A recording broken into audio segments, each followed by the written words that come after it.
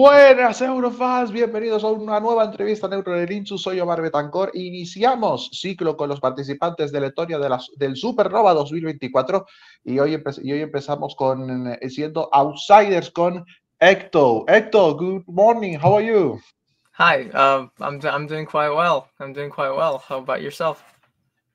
I'm doing great. Thank you so much to accepting the invitation to talk with us to Eurorelinchu. Before starting all the supernovas and Eurovision stuff, I want to know about yourself, about your early career, how you started your career as a singer, as a performer. So within, I would say within the realm of popular music, I started quite recently. I but before that, I was more of like an academic music person. So I actually started playing the piano at the age of I think it was about 5, and yeah, I went to a music school for 13 years, and piano was also my specialty there. And yeah, a couple of years ago, well, it was actually me and my friend's idea to start kind of making music of our own, because we were really into 21 Pilots back in the day, and we were like, hey, it would be cool to try and make something of that sort of our own as well. And so yeah, I don't know, like 2-3 years ago, I started writing like lyrics and some instrumentals, and yeah, and in May of this year, I released Waves, which is like it's an EP, so it consists of 6 songs, and yeah, then another single in I think it was November, and yeah, here we are now with Outsider and Supernova. Talking about your son, is your son is in the house that you manage, so you sorry, or you are more experimental with the music style that you want to for Ecto project. I would say I kind of started in this one style, and now I kind of want to experiment, try out different things as well. Because well, if you listen to Outsider and you listen to my previous songs, it's quite a big difference in style, I would say. But at the same time, I wouldn't say that I want to always make songs in this particular style. Whatever comes to mind, I would like to constantly keep experimenting and trying out new things. I think that would be the goal. And how Outsider was born, and what is the inspiration and the message behind your Supernova Century? I would say well, Outsider, it was right from the get-go. I was kind of I knew in my head that I wanted to write a song for Supernova. So during the summer of last year of 2023, I kind of set out and try to do that. And regarding the inspiration, I would say it's just general thoughts and feelings and emotions I've had about like feelings like loneliness and solitude, but at the same time, like the message of the song, I would say, is that though you may have these feelings of being alone, you can also find a certain kind of freedom within that, if and then even find some confidence and some strength in that as well. And with that, how was your reaction when LTV called to you for participating to Supernova? So actually this year I'm pretty sure they didn't actually call anyone on the phone. Oh, so Yeah. you know it when they announced it in the television? Yes. In the television and the Supernova website. So Mhm. yeah, I kind of woke up, and around that time I was very very anxious. Oh, did I make it or did I not? And yeah, I opened up my phone in the morning, and there it was. I was one of the 15 participants, and I was very excited. Mhm. But it was also a bit of a shock because like it's kind of always been a dream of mine to participate in Supernova, and it's crazy that it's coming to life now. But you didn't send songs to Supernova, at least as Ecto. I don't know if it's a part of a compositions for another singers. You sent songs to Supernova before. Actually, no. This is my Oh, first one. Before I haven't sent anything, no. wow, impressive at the first try, get it. And how you think? I feel that the reactions to Ecto was mixed. I think between the fans.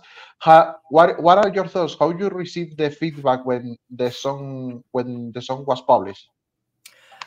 So yeah, I would agree from what I've seen and what I've heard. It's kind of it seems like people either really like it or they really don't like it. Which yeah, it's kind of a mixed bag. But I'm happy about that.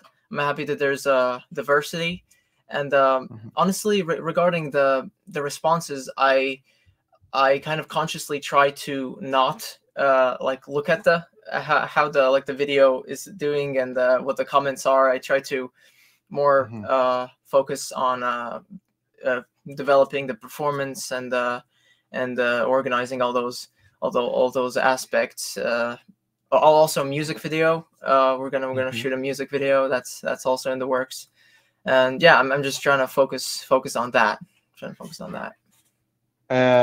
What can you expect of your performance in Supernova? At least in the semi-final in a couple of weeks, if I don't remember well.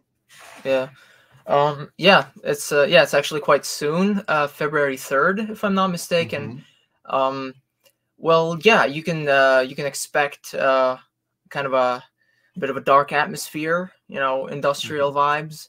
Um, yeah, just overall a cool performance. I've partnered up with a great choreographer as well, who's helping me make this all come to life, and there are also some aspects that I will not be telling yet to kind of Mhm. keep it keep, Okay. keep it keep it keep it fresh. Yeah. As long as you can tell us, don't worry. And what about your teammates? What are your favorite songs about your another 14 teammates of Supernova 2024? hmm Um, so I haven't listened to them a lot, but I did listen to every song at least once. Mhm. Which is actually uh I don't usually do that because I'm usually like a big Eurovision geek. I always follow all the not just Supernova but also other pre-selections, and always I'm really in really following along with everything. But I Mhm. just kind of decided this year I'm gonna try to focus on my performance more. But from Yeah. the ones I have heard, well, of course, Don's song is great. He has his great vocals, Mhm. and I think it's a very powerful song. Um, it was actually one of the songs I actually heard even before the semifinalists were announced. So that was Mhm. Don's and Ave with Okay. their Yes. song Mine. Yeah. Um, but I will also say I like Alex Silver's song Mhm. for the show. I think has a really great potential to have some cool staging elements, especially in the chorus. I think. Um, uh, what else? Um, oh, I think Edward Strazdinch has an Mhm. interesting kind of rock and roll vibe to the song, and I think it's also kind of something new for Mhm. Supernova, because I don't think we've had a whole lot of other songs in that kind of genre.